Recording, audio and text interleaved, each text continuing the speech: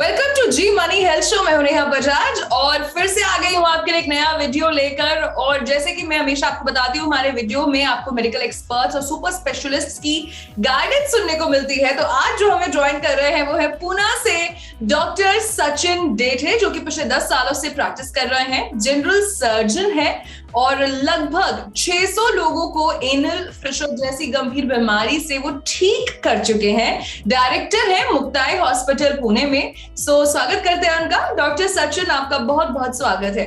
जी नमस्ते। नमस्ते। And doctor, अगर किसी का पेट ठीक ना हो तो उसे दुनिया की कोई भी चीज अच्छी नहीं लगती।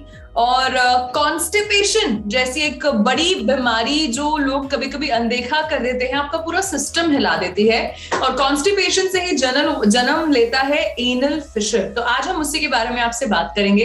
हमारे सभी व्यूअर्स को आप ये बताइए कि एनल फिशर क्या होता है। जी, फिशर माने एक जख्म होता है टॉयलेट की जगह पे। जब हार्ड स्टूल पास होता है तो उस वक्त फ्रिक्शन की वजह से वहां पे जो सरफेस है वहां पे लीनियर अल्सर क्रिएट होता है। और लीनियर अल्सर में ज्यादातर इसमें टॉयलेट की वक्त बहुत ज्यादा पेन होता है और माइनर ब्लीडिंग भी रहता है। और ब्लीडिंग जस्ट लाइक स्ट्रीम रहता है।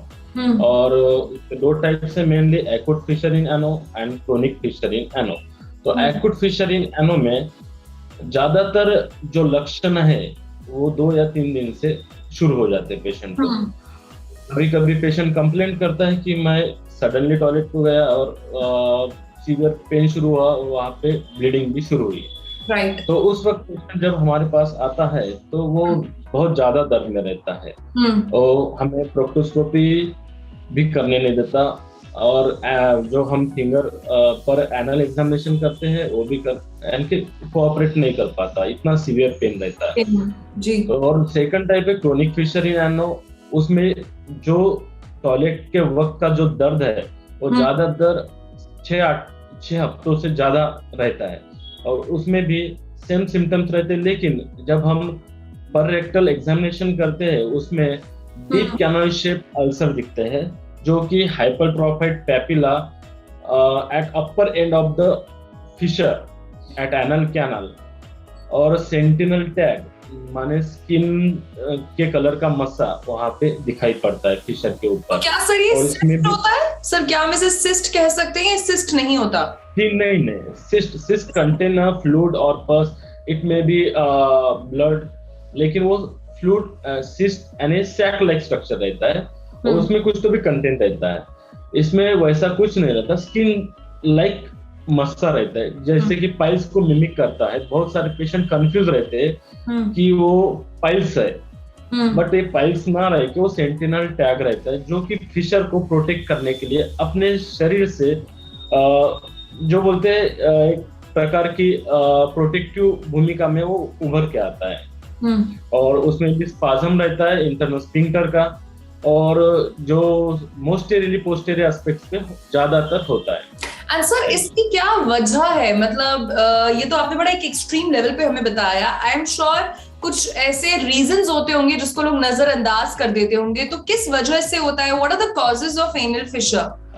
Main cause is constipation. Constipation you know thick and hard stool जब पास होता है तो एनल वर्ज तो जो एपिथेलियल लेयर है वो बहुत स्मूथ और सॉफ्ट रहता है। जब कोई भी हार्ड स्टूल वहां पे घस के जाती है तो वहां पे जख्म तैयार होती है, मानो किसी ने काटा है। इस वजह से मेनली फिशर होता है। और सेकंड मेन कॉज है ड्यूरिंग चाइल्ड बर्थ। अगर ट्रॉमा बाय फिटल हेड, जब नवजात शिशु के हेड की वजह से भी वहां पे ट्रॉमा हो सकता है।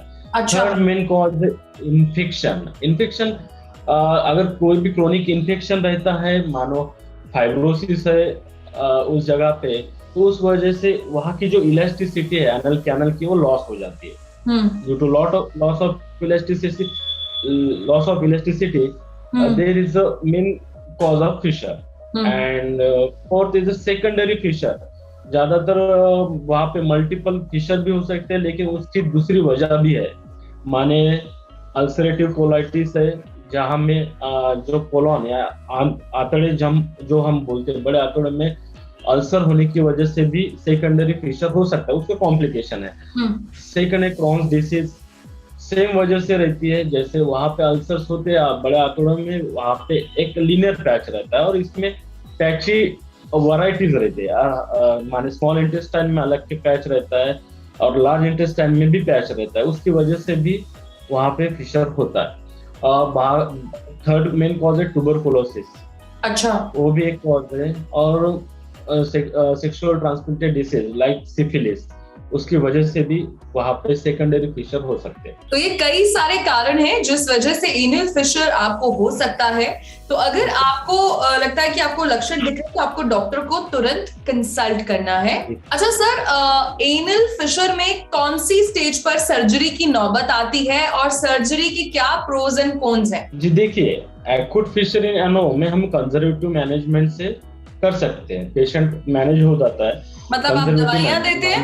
जी हाँ, वहाँ पे कुछ नहीं, लोकल एनेस्थेटिक ड्रग देते हैं, माने लिग्नोप्रिन 2% जेली वगैरह, या हॉट सीड्स बाथ से भी पेशेंट को पेन रिलीफ होता है। लेकिन ये एक्यूट कंडीशन में। अगर क्रोनिक कंडीशन का पेशेंट है, क्रोनिक फिशर इन एनो है, तो उसमें कॉम्प्लिकेशन की चांसेस सबसे ज्यादा है। उसमें मेनली कॉम्प्लिकेशन होता है अब्सेस या फिस्टुला फॉर्मेशन हो सकता है, या एनलार्ज पैपिला रहता है, या एनल कॉन्ट्रैक्चर की संभावना ज्यादा रहती है। तो उस वक्त हम chronic fissure in I know patient को ज्यादातर सर्जरी सजेस्ट करते हैं। मेनली सर्जरी हम लॉर्ड्स डायलेशन करते हैं या फिशरेक्टोमी, वहां पे हम जो फिशर टैग है वो एक्सरसाइज कर देते हैं अंडर लोकल एनेस्थेशिया।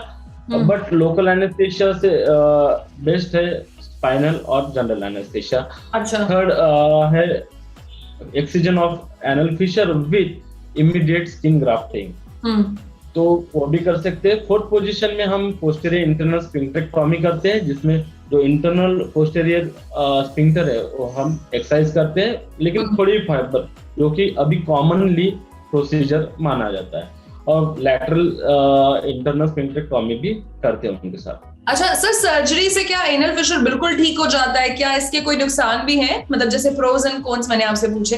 देखिए, पोस्ट ऑपरेटिव कॉम्प्लिकेशन में खाली टेम्पररी इनकॉन्टिनेंस बैठ सकता है पेशेंट। टेम्पररी क्या बताया आपने sir? Incontinence, that means loss of control on anal reason. Okay. उसमें लेकिन वो टेम्पररी रहता है, इट्स नॉट अ परमानेंट। जहाँ पे हम फ्लैटूस या गैस या स्टूल पास करते वक्त हमें पता नहीं चलता, बिकॉज लॉस ऑफ सेंसेशन। तो लेकिन वो टेम्पररी रहता है। क्रोनिक कंडीशन में हम ज्यादातर ऑपरेट करते हैं। अच्छा। और जो कि एक्यूट कंडीशन में मैंने ऑलरेडी आपको बताया, कंजर्वेटिव मैनेजमेंट से पेशेंट ठीक हो सकता है। अच्छा सर, कौन से एज ग्रुप के लोग या फिर पुरुष या महिलाओं में से कौन सी कैटेगरी ज्यादा प्रोन है एनल फिशर के लिए? आपके पास पेशेंट्स की जो ग्रुप आती है उनमें एज ग्रुप क्या रहता है? महिला होते हैं, पुरुष होते हैं, बच्चे होते हैं? अभी जो सीडेंटरी लाइफस्टाइल है उसमें सभी एज ग्रुप के पेशेंट इन्वॉल्व है, बच्चों से लेके बूढ़े तक। बच्चों से सब? हाँ जी, आपने देखा होगा बहुत सारे बच्चों को हर स्टूल पास होती है, या 3-3, 4-4 दिन स्टूल पास नहीं करते, बच्चे बताते नहीं है। हाँ, जो उसके बाद और ज्यादातर जो आप बोलते हैं बेकरी प्रोडक्ट्स ज्यादातर बच्चे कंज्यूम करते हैं, माने केक, बिस्किट्स, पाव, बर्गर, पिज्जा, ये जो जंक फूड है, इसकी वजह से कॉन्स्टिपेशन के चांसेस सबसे ज्यादा रहते हैं। अभी तक मैक्सिमम पेशेंट मुझे बच्चे मिल रही है। उसके बाद middle age group, young group सबसे ज्यादा इन्वॉल्व है, और उसमें भी सॉफ्टवेयर इंडस्ट्री वाले सबसे ज्यादा। सॉफ्टवेयर इंडस्ट्री वाले लोग? अच्छा। Work from home duty, maximum prolong sitting job है, राइट। ज्यादा देर तक बैठने की वजह से ये डिसीज हो सकता है पेशेंट। ओके। और जो हम बोलते हैं कठिन आसन पे बैठना, वो भी एक वजह है। ज्यादातर जो ट्रैवलिंग करते हैं, मार्केटिंग जॉब्स वगैरह, तो उनमें भी ये डिसीज सबसे ज्यादा पाया जाता है। कोई भी एज ग्रुप नहीं है जो इसमें इन्वॉल्व नहीं है। तो सर, अगर बच्चे आपके पास आते हैं तो एनल फिशर की सर्जरी, ऑफ कोर्स बच्चे थोड़ा सा हेजिटेट करते हैं, तो बच्चों को ट्रीट करना क्या टफ रहता है? जी थोड़ा मेरे, बट इम्पॉसिबल नहीं है, क्योंकि हम बच्चों को कंजर्वेटिव मैनेजमेंट पे ठीक कर देते हैं। ज्यादातर हम जंक फूड बंद कर देते हैं, बेकरी प्रोडक्ट बंद कर देते हैं, और हाई फाइबर डाइट और मैक्सिमम इनटेक ऑफ वाटर, पानी ज्यादा से ज्यादा पीने के लिए बोलते हैं पेशेंट को, उससे बच्चे ठीक हो जाते हैं। और जो मैंने बोला ऑलरेडी कि लोकल एनेस्थेटिक ड्रग और कुछ मेयरली लैक्सेटिव उसमें इस्तेमाल कर देते हैं। अच्छा सर, आपने हमें क्योर में ये बताया कि सर्जरी एक विकल्प है और ट्रेडिशनल मेडिसिन जैसे कि आपने बोला कि हम उसके जरिए भी हम इसे मैनेज कर सकते हैं, तो आपने हमें ट्रीटमेंट भी बताया। अब आप हमें ये बताइए कि जिसको एनल फिशर है उसे किस तरीके का खाना खाना चाहिए, क्या डाइट में लेना चाहिए और क्या बिल्कुल बंद कर देना चाहिए? जी, मेन जो फिशर का कॉज है वो कॉन्स्टिपेशन, मलबद्धता। तो पहले तो ये अवॉइड करना बहुत जरूरी है। कॉन्स्टिपेशन जो हार्ड स्टूल पास होता है, तो हम उसको अवॉइड, खाली high fibre diet, maximum intake of water, और जो बटर मिल्क वगैरह है, छाछ, जो हम हमारे दादी परदादा ये सब बताते थे, बनाते थे। हाँ, मनुके, ज्यादातर मनुके खाने से भी लैक्सेशन अच्छा होता है और जो स्टूल सॉफ्टनर का भी अच्छा काम करते हैं। बाद में अगर सिम्टम्स रहते हैं तो हॉट सीड्स बाथ, गुनगुने पानी में हल्दी या कपूर डाल के आप वहाँ पे सीड्स बाथ ले सकते हो। इंटरनल स्फिंक्टर एक्सरसाइज बोलते हैं हम, वो कर सकते हैं। अच्छा। ज्यादातर 15 मिनट तक वो एक्सरसाइज करने पर अपने आप लक्षण कम हो जाते हैं। और लोकल हाइजीन्स वो बहुत ज्यादा इम्पोर्टेंट है। मैक्सिमम वेस्टर्न कंट्रीज में अभी भी वो लोग टॉयलेट पेपर इस्तेमाल करते हैं। एक अच्छी बात है, हमारे इधर वो पानी से क्लीन करना बहुत जरूरी मानते हैं, तो उसकी वजह यही है। तो क्लीनिंग ऑफ एनल आउटलेट, मैंने पहले बोला आपको, लोकल हाइजीन बहुत इंपॉर्टेंट है। तो ये सब अगर करने से, यानी कि आपको मेडिसिनल और exercise is a big factor. उसमें आप डेली रनिंग या वॉक भी करते हैं या योगा, अगर कपालभाति जैसे एक्सरसाइजेस करते हैं तो उसमें भी। आंसर किस तरीके की आपके पास जो पेशेंट्स आते हैं उन्हें क्या बोलते हैं कि क्या क्या ऐसी लिस्ट है जो खाना में शामिल करनी नहीं है? मिर्च मसाले, तला भुना खाना, क्या क्या चीजों से बिल्कुल? जी, सबसे मेन कॉज जो है अभी का वो जंक फूड है और प्रोलॉन्ग सिटिंग, और सबसे ज्यादा हरी, जो हम जल्दी में पानी वगैरह कम पीते। तो सबसे पहले तो नॉनवेज एक कॉन्स्टिपेशन का बिग कॉज है। अच्छा, बट नॉनवेज बिकॉज़ लोग इसलिए भी खाते हैं कि वो एक हाई प्रोटीन डाइट है। ये प्रोटीन है, लेकिन प्रोटीन की दूसरे भी अच्छे सोर्स है। माने आप मिल्क ले सकते हो या कर्ड या घी, उसमें भी प्रोटीन है। और ज्यादातर जो नॉन वेजिटेरियन जो हमने स्टैटिस्टिक देखा इस डिसीज का, उनमें मैक्सिमम जो पेशेंट है वो मांसाहार कंजम्पशन वाले हैं, नॉनवेज खाने वाले हैं। और हाईली चिली कंज्यूम, ज्यादा जो मिर्ची खाते हैं, तीखा नहीं, मिर्ची जो जलन करता है उस पार्ट को, वो सबसे बड़ा एक रीजन है। और गरम मसाले, वो भी एक कारण है। और ज्यादातर मैंने आपको बोला है lack of exercise, prolong sitting.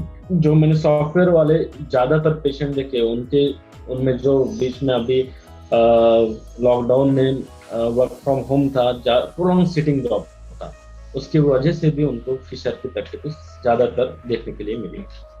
Okay, तो ये सारी चीजों का ख्याल रखना है। खाने से मैदे को तो आप हटा ही दीजिए, मिर्च मसाले कम कर दीजिए अगर ये समस्या है और चाहते हैं कि ये समस्या ना हो, तो एक हेल्दी लाइफस्टाइल अपनाना बहुत ज्यादा जरूरी है। So on that note, doctor Sachin, thank you so much. आपने अपना कीमती वक्त निकाला और हमारे जी मनी हेल्थ शो में आप जुड़े और सभी को आपने इतने अच्छे टिप्स दिए। Thank you so much. Welcome.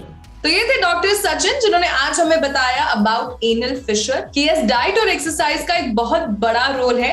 तो अगर आप भी एनल फिशर जैसी गंभीर बीमारी से बचना चाहते हैं तो अपने लाइफस्टाइल को जरूर मॉडिफाई करिए। हमारा ये वीडियो आपको कैसा लग रहा है हमें जरूर बताइए, या फिर और भी कोई फीडबैक जो आप देना चाहते हैं आप हमें बता सकते हैं। एंड उसी के साथ साथ जी मनी हेल्थ शो के यूट्यूब पेज को सब्सक्राइब करना ना भूलें, do hit the bell icon. मैं आपसे मिलूंगी एक नए वीडियो में नए सुपर स्पेशलिस्ट, नए मेडिकल एक्सपर्ट्स के साथ। Till then keep watching Zee money health show. अच्छी सेहत हमारा वादा। बाय।